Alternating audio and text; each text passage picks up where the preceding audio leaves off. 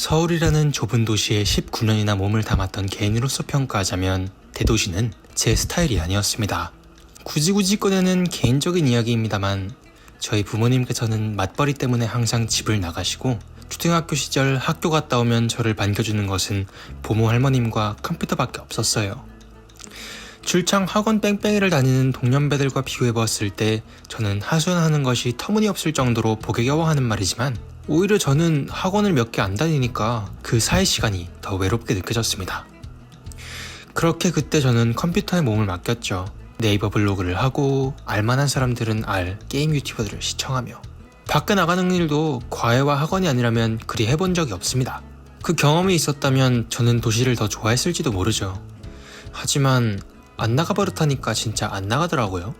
도시는 작은 촌락보다 사람도 많고 할 경험도 많을 것이 분명한데 너무나 좁게 느껴졌습니다. 대학에 와서 여태 못할 경험을 해볼 기회가 많아졌습니다. 같은 새내기들에게 먼저 나서서 말을 걸어보기도 하고 들고 싶은 동아리에 들어가 사람들과 공통 관심사에 대해 담소도 나눠보고 과제 없는 한가한 날에 룸메이트와 캠퍼스 밖으로 놀러도 가보고 근데도 공허함은 채워지지 않았어요. 적어도 도시라는 공간에 있는 한 매일 만나는 깊은 관계는 만들기 불가능해 보였습니다. 오히려 저는 대학 밖에서 더 깊은 정감을 느꼈어요. 홀로 떠난 아랫마을로의 2박 3일 여행은 그 어느 활동보다 훨씬 아늑하고 값진 경험이었습니다. 간략하게 소개한 제 인생사, 혹시 패턴을 발견하셨나요? 대도시에서 소도시로, 소도시에서 이웃마을로, 둔중하고 어수선한 도시에서 작지만 단결된 촌락으로 가면 갈수록 눈에 보이지 않던 정이 주관에 드러나기 시작합니다. 저는 그래서 아직도 시골에 대한 로망이 남아있어요. 순박하고 정겨운 시골 인심, 정에 대한 이상이죠. 이 영상의 소재인 이창동 감독의 영화 버닝도 그러한 내용을 담고 있다고 짐작합니다. 영화 자체의 메타포가 다분하고 다소 난해한 감이 있어 진짜 감독이 말하고자 했던 내용이 무엇인지 콕 집어 말하기가 굉장히 어려운데요. 그래서 저는 본 영화를 감독보다는 저의 개인적인 경험에 맞추어 감상했습니다. 버닝은 도시화와 지방 소멸, 그리고 그 속에서 잃어버린 정을 찾으려는 청년들에 대한 이야기입니다.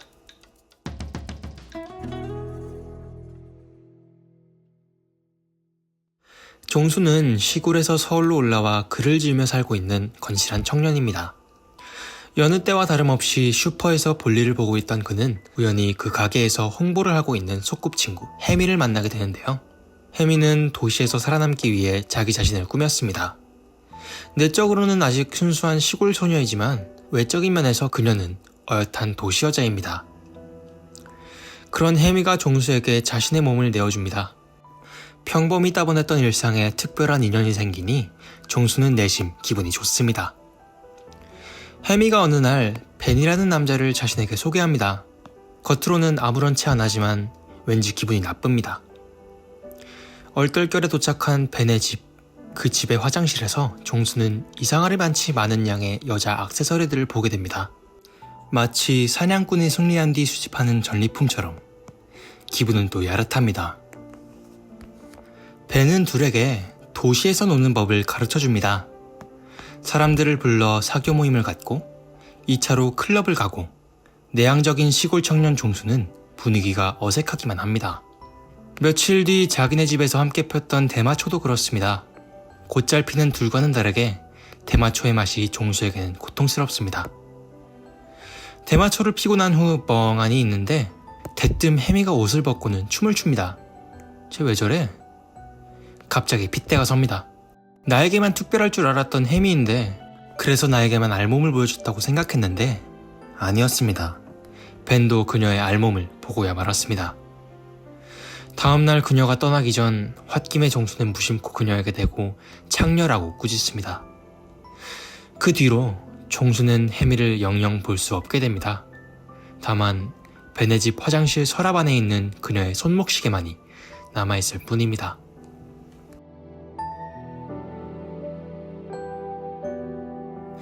도시는 가식적이고 인위적입니다. 도시에는 더불어 살기 위해 시민이라면 마땅히 따라야 할 통념이 있어요. 이걸 우리는 사회생활이라고 부릅니다. 도시사회에서 당연시되는 통념을 따르지 않는 것은 나고자, 도시의 특별함은 존재하지 않으며 오로지 이런 시스템에 부합하는 사람들만이 우월하게 느껴집니다. 동시에 도시에서 이루어지는 모든 활동들은 목적이 필요한 시대입니다. 가령 사회적 관계 또한 마찬가지예요. 내가 너를 부르는 이유도, 누가 나를 부르는 이유도 다 목적 없이 만들어지진 않습니다. 자본주의 사회에서 무언가를 원하는 데에는 등가 교환이 뒤따르기 마련인 까닭입니다. 작품에서 벤은 자신의 사회적 지위를 과시하고 감각적 쾌락을 즐기는 등의 순전히 이기적인 감정을 위해 사교 모임을 갖고 클럽을 가고 많은 여자들을 만나지요. 도시의 모든 공간은 저 나름대로의 목적을 가지고 만들어졌으며 그런 목적을 감추기 위해 또는 되려 목적을 더욱 효율화시키기 위해 사람들은 각자의 페르소나를 만들어 사회생활을 이어나갑니다. 당연히 도시에도 그런 사회적 통념에 벗어나는 인물이 있기 마련입니다. 바로 해미같이요. 해미는 허구한 날 그레이트 헝거 따위에 뜬구름 잡는 소리나 해대질 않나, 자기 취미라면서 귤을 까는 신용을 하질 않나, 사람들 앞에서 대뜸 발을 구르고 춤을 춰대질 않나. 뭔가 독특한 인간임은 확실합니다. 뭐랄까 자신만의 세계에 빠져있는 듯해요. 하지만 그것이 잘못됐습니까? 내가 하고 싶은 것을 하고 타지에서 내 나름대로 사람들과 친해져 보겠다는데 이게 잘못됐냐고요. 남들한테 피해주는 것도 없잖아요. 하지만 여전히 도시 관점에서 그녀가 하는 행동은 너무 어색하고 보기 껄끄럽습니다. 왜냐면 도시 사람들에게 있어 그녀의 행동은 통념에 부합하지 않거든요. 사회생활, 눈치라는 통념 말이죠. 아니, 사교 모임은 모두의 대화를 위한 장소예요. 거기서 굳이 왜 자기 혼자 튀려고 한답니까? 눈치를 좀 보란 말입니다. 눈치를. 이런 점은 그녀가 벤과 종수 앞에서 옷을 벗을 때 비로소 절정을 찍습니다. 갑갑한 도시에서 벗어나 시골, 고향의 풍경을 만끽하게 되었을 때 그녀는 해방의 몸부림으로써 옷을 벗고 춤을 춥니다. 그녀의 그러한 행동은 지극히 개인적인 것이었지만 종수는 당연히 그렇게 느끼지 않죠. 아니, 내가 특별하니까 나에게만 알몸을 보여준 게 아니었단 말이야? 너는 사회적인 기준에서 창녀야. 해미가 종수에게 자신의 몸을 드러내 보이는 건 단순히 육체적인 쾌락, 그것만을 좇는 게 아닙니다. 알몸과 섹스는 종수에 대한 자신의 감정을 드러내는 행위예요. 마찬가지로 해미가 남들 앞에서 옷을 벗고 춤을 추는 이유 또한 그녀가 창녀여서가 아니라 세상에 대한 자신의 감정을 드러내는 행위죠. 이 점을 종수는 간과한 겁니다. 그녀의 행동을 개인적인 시각에서 바라봐주지 않고 사회적인 잣대를 가지고 창녀라고 평가를 내려버리니 그녀는 더 이상 종수에게 특별한 인물이 아니게 되었어요. 그녀는 도심의 여러 여자들처럼 양산품 그 이상 그 이하도 아닌 사람이 됩니다.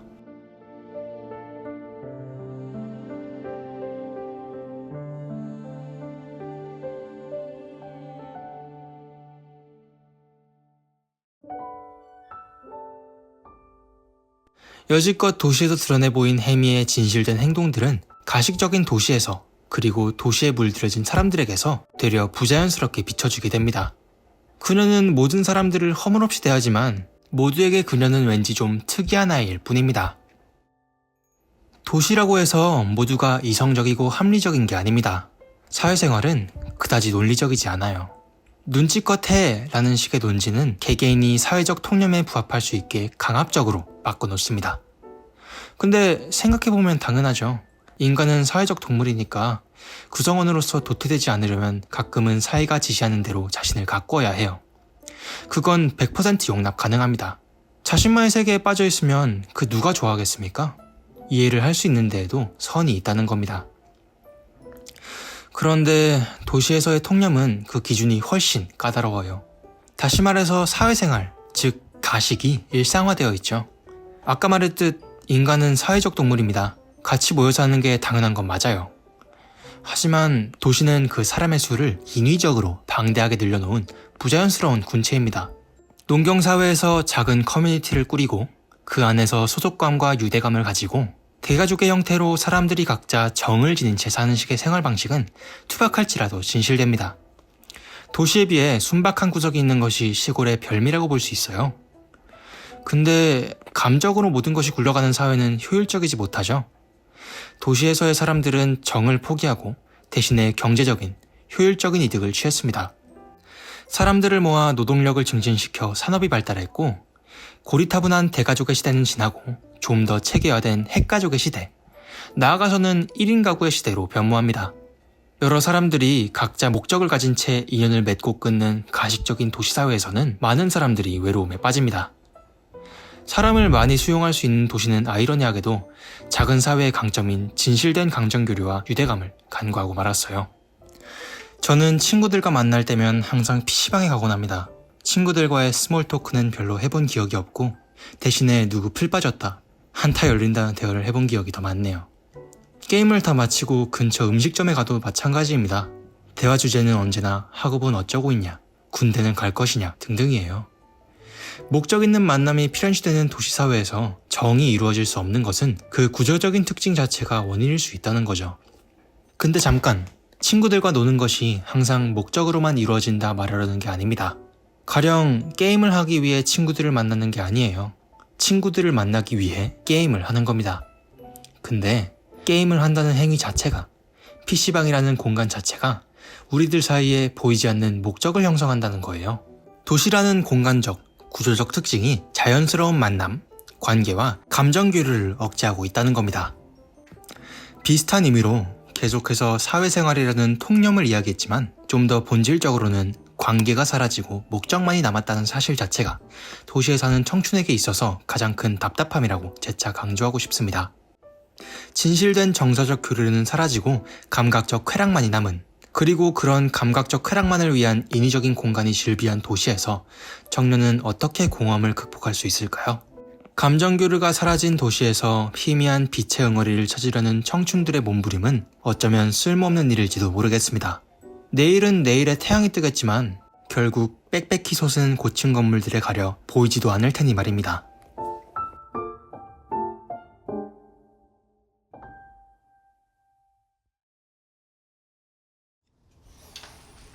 종수 씨는 무슨 소설을 쓰세요?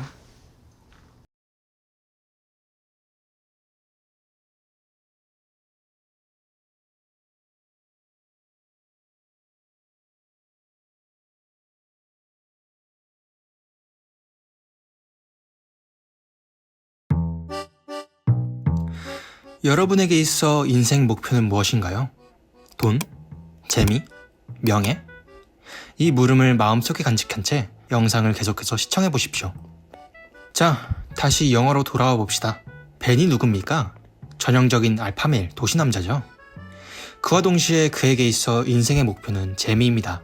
재미만 있으면 어디든지 간다는 인생사 좌우명 아래 사교 모임이든 클럽이든 대마초든 아무튼간 쾌락을 즐길 수 있는 곳이라면 어디든지 다니죠.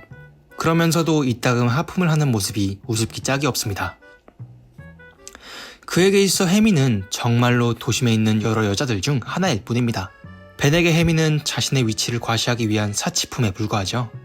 이는 종수에게 혜미가 자신에게 특별하고도 소중한 하나밖에 없는 사람이었던 점과는 확연한 차이가 드러납니다. 작품이 전개됨에 따라 벤의 이기심은 점점 선을 넘게 됩니다. 난 비닐하우스를 태우는 취미가 있어요. 그러니까 남의 비닐하우스를 태운다는 건가요? 당연히 남의 거죠. 그런데 아주 간단해 진짜. 다 타는 데까지 10분도 안 걸려요. 마치 처음부터 존재하지 않았던 것처럼 사라지게 할 수 있어요. 한국에는요, 비닐하우스들이 진짜 많아요. 쓸모없고 지저분해서 눈에 거슬리는 비닐하우스들.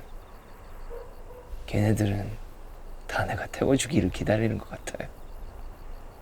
그리고 난 그 불타는 비닐하우스를 보면서 희열을 느끼는 거죠. 벤 말만 따나 한국에는 비닐하우스가 진짜 많습니다. 애초부터 우리는 농업민족이었잖아요. 도시개발이 본격적으로 시작된 지도 50년이 채 안 됐으니 그럴만도 한 겁니다. 진즉에 기업화가 된 미국의 농장들과 달리 우리나라는 아직도 많은 농장들이 개인에게서 운영되고 있습니다. 그들에게 농지는 정의 고장, 나아가서는 삶의 터전일 테지요. 하지만 비닐하우스는 도시에게 있어 거슬리는 존재입니다. 미국의 농장들처럼 효율적이지도 않고 지역사회는 체계화되어 있지도 않는 데다가 그냥 산업 증진에 하등 도움도 안 되는 걸림돌 같은 존재.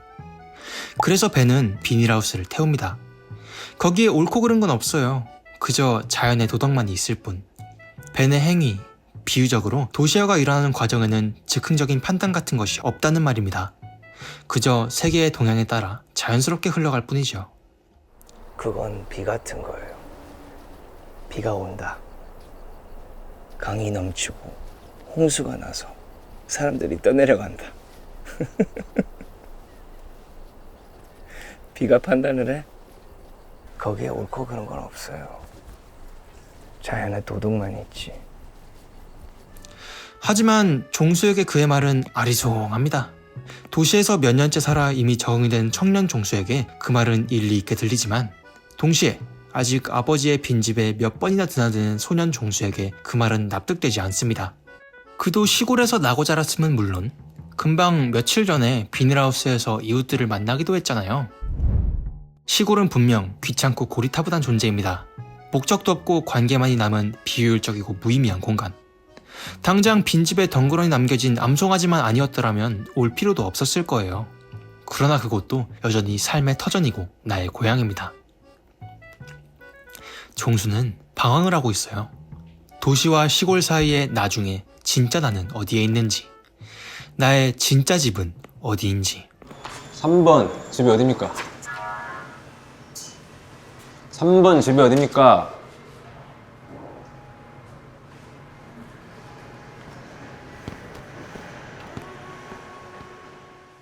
친구도 없어요.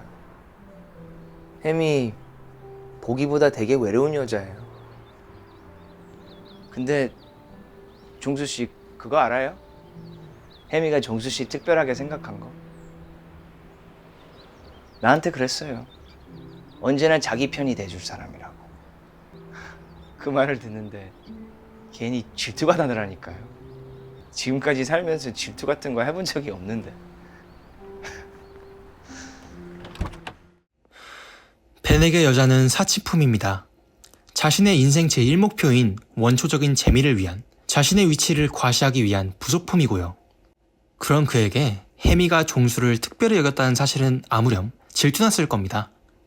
특별한 인연, 정은 벤이 유일하게 가지지 못한 것이니까요. 종수는 이 말을 듣고는 말을 잇지 못합니다.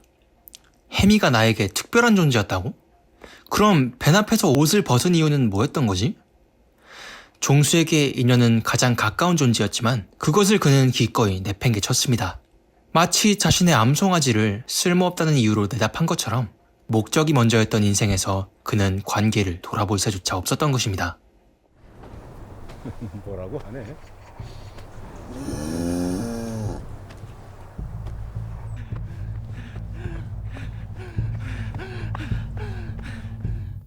이제 종수는 무엇이 문제였는지 깨달았습니다.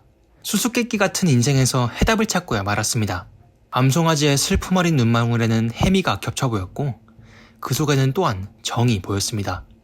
종수는 여지껏 관계가 사라지고 목적만이 남은 도시에 너무나도 적응했던 것입니다. 사람과의 관계조차 목적처럼 느껴졌고 그렇게 느낄 연유는 충분했습니다. 그가 살던 도시라는 공간 자체가 그를 공허감의 궁지 속에 몰아넣고 있었습니다. 도시는 그의 모든 것을 앗아갔고 여전히 앗아가고 있었습니다. 자, 이제 수수께끼가 풀렸으니 다음은 소설을 쓸 차례입니다.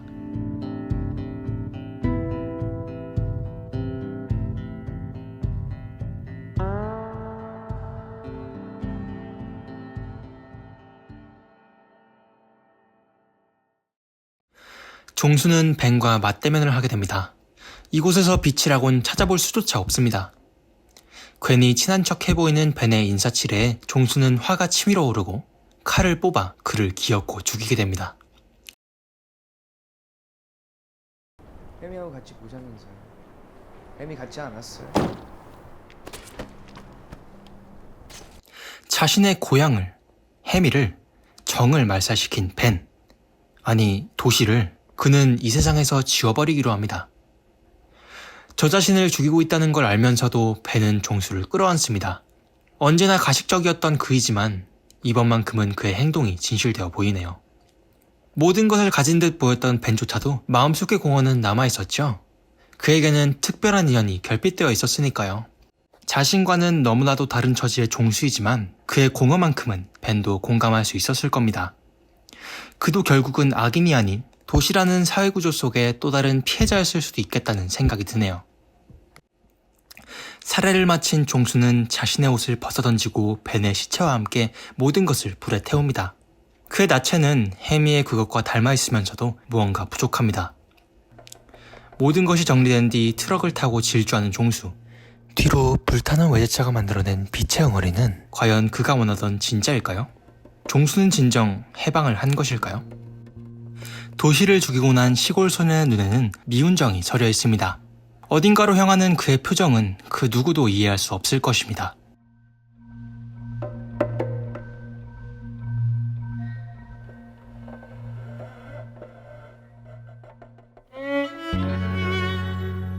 많은 사람들이 그레이트 헝거에 대한 언급을 잊지 않고 버닝의 주제를 청춘 그리고 인생의 의미에 관한 내용이라고 해석하곤 합니다. 그레이트 헝거는 분명히 이 영화에서 가장 중요한 메타포 중 하나예요. 저 또한 그 포인트에 많이 집중했지만 그 중에서도 도시화와 사라진 정에 큰 중점을 두었어요. 왜냐하면 정이 바로 해미가 찾던 그리고 종수가 찾게 되는 인생의 의미일 거라고 생각했기 때문입니다. 정이라는 단어는 많은 뜻을 내포하고 있어요. 가령 도시에서 볼 수 없게 된 진실된 감정 교류가 바로 정입니다. 이는 그 자체만으로 효율성, 체계성만을 내세우는 도시사회의 안티테제라고도 볼 수 있어요. 목적과 대가 대신의 관계를, 물질 대신의 영성을 추구하는 사회상. 벤이 추구하는 인생의 의미인 재미, 쾌락, 희열과는 반대되는 해미가 아프리카에 가면서까지 찾으려고 했던 인생의 의미는 바로 도시에게는 더 이상 볼 수 없게 된 정이 아니었을까 생각이 듭니다. 종수에게 있어 해미라는 존재 또한 정입니다. 벤에게 여자는 양산품, 사치품에 불과하지만 종수에게 해미는 어린 왕자가 가진 장미처럼 그에게만 유일한 사람입니다. 특별한 인연이 바로 정인 것이죠. 현대시대, 도시화, 그리고 사회생활. 우리나라에서 수도권의 인구가 밀집되는 추세와 정이 사라지는 사회의 동향은 어쩌면 인과관계가 있는 일일지도 모르겠습니다. 바쁘다 바빠 현대사회, 바쁘기만 한 도시에서 우리는 이따금, 아니 어쩌면 거의 항상 목적의 눈이 멀어 관계를 바라보지 못합니다. 사람을 만나는 것도, 심지어 가끔은 노는 것조차도 목적 뚜렷한 하나의 일이 되어버린 인생. 다시금 여러분의 인생 목표는 무엇인가요? 돈? 재미? 명예? 사실 이 질문은 답정너입니다. 감독의 말에 따르면 우리는 벤의 시대에 살고 있다고 하네요. 여러분의 답변이 어찌되었든 간에 말하고 싶은 것은 이겁니다. 도시 속에서 목적에 사로잡혀 다른 것을 보지 못하던 당신께 다시 한번 관계를, 정을 되돌아보는 건 어떨까 제안하고 싶었어요. 엘리베이터에서 만나면 서로 자신의 핸드폰만 바라보던 이웃의 얼굴도 바라보고, 일이라는 목적 때문에 만난다고 생각했던 동료와 인생에 대한 담소도 나누어 보고, 일 때문에 잊고 살았던 가족이나 친구한테 오랜만에 연락도 해보고, 인생의 소소한 행복이라고 하나요? 가끔은 인생에서 여유를 부리고 정을 탐색하는 것도 나쁘지 않을 것 같아요. 영화는 도시를 죽임으로써 찝찝하게 끝이 나지만 저는 단연코 도시에서도 정은 이루어질 수 있으리라 믿습니다. 다른 게 정이 아니고 주변 사람들과의 유대감이나 특별한 인연이 바로 정이니까요. 정은 생각보다 그대 가까이에 있어요.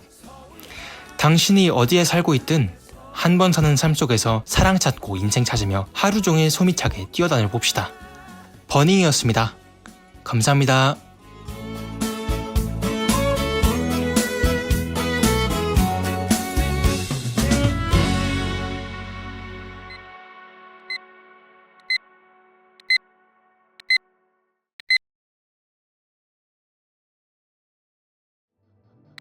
까지가 저의 생각이자 이 영화에 대한 해석이었습니다. 한적한 시골이 점차 도시화되면서 사회가 삭막해져 간다.